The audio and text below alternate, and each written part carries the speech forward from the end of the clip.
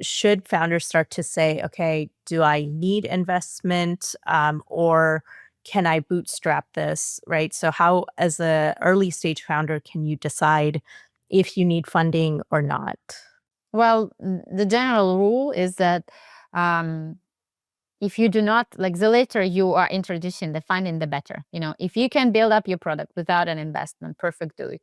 Of course, you're right now with all those instruments and tools like vibe coding, for example. You don't even have to pay a developer. You can go and create your own version of your application, right, without anybody, not paying to anybody, just doing whatever you are envisioning. And if it works, and then if you see early signals or signs that this is what people need, then you can go and look for an investment. But there are some industries or verticals, they call it in the investment world, which do still require a lot of money from the very beginning. Like if you are in a space industry, right? Like you can't build like a spaceship, or a rocket Yeah. with the vibe coding, right? You Right. Of still need course. investors. Yes, yes. And it, Yes. it hasn't changed yet, and I Yeah. don't think that it will be soon when it will be changed. Or Right. pharma, like if Yeah. you have created some new drug, it Yeah. takes years, like if not like tens of years, to test it, to go through a trial, etc., etc. And there are some special investors who are picking up those types of And so with that, what types of founders do you support? Is it industry specific, or is it, you know, what are the qualities, I guess, you're looking for in a founder that you support? Yeah, so it's a very good practice for a new investor to kind of go through his or her expertise plus preferences and understand. It's called thesis, right? Understand your own thesis, understand exactly which startups like fit your thesis, right? So for me, since majority of the startups which I was doing myself were in fintech, digital AI stuff, this is where I feel strong myself, right? This is what I understand. I understand the logic, the business model. I have experience building it. So this is what I'm looking at. I look for startups in these industries in the very early stages. But, if you've spent your entire life, again, being like in a medical device world, then it should be probably your thesis, like just as a general rule, invest in something which you understand very well. What do you look for in founders who are pitching to you, right? Like, what are some of the things? Because I know this is something that comes up a lot in conversations for founders. So, just from your perspective as an angel investor, and maybe you personally, what do you look for in pitches? What should founders already have prepared? What works? What doesn't work? Just your general guidelines there.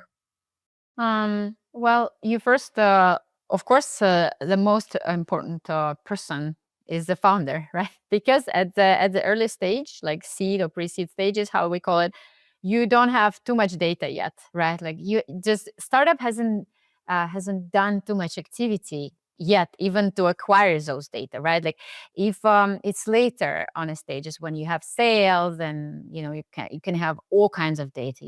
You can measure your whatever cost of acquisition and LTV and all that, complicated metrics. But at this stage, all majority of like everything what you have is that founder who is in front of you, and you are trying to understand, is he able to deliver? This is it. It's pretty much the only question which an investor have when he sits in front of the founder. It's called founder product fit. So I just want to see, you have to kind of prove it to me and understand if you particularly with your skills set, with your experience, with your desire and your motivation, be able to deliver this particular business. That's it. So this is a question which we are looking for an answer. This is the one. Then the second one is the market itself. because again, we're talking about a venture business, meaning that we are looking for an extensive returns, and meaning that we have to have a market for it. Like we have to have enough volume to create that money. If it's a small niche market where the earnings are not, set sufficient, meaning that I won't be able to do my 200x, in this business, and it's not a venture story. It might be a very good business still, like it's just not the venture story. You have to find other ways, to fundraise for it, not through venture capital. Yeah, that's pretty much it. This is what I'm looking for. Yeah. Okay. And what do you see founders maybe not doing well when they're pitching to potential investors? Because I'm sure you've seen so many pitches. You probably kind of spot some patterns of like, this doesn't usually land so well for investors.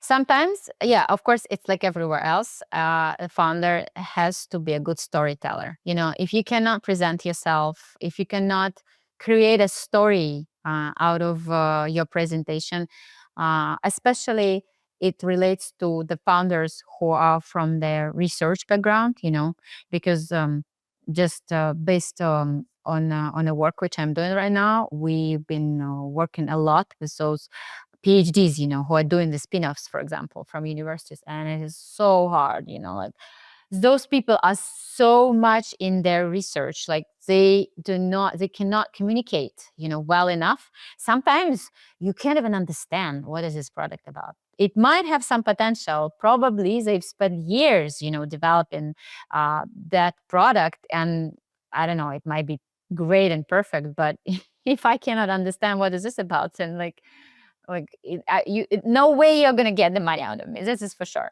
So first of all, of course, you need to be a good storyteller. And if you are not, it doesn't mean that you're finished. You just have to go and learn and train yourself, and go to a coach who would teach you how to tell your story, or go to a consultant who will create that pitch with you, and show you how it should be created. So it's not something which is, we were born with. You still can learn that skill, but it should be a very nicely, and neatly told story in order for people to get involved into it. Yeah.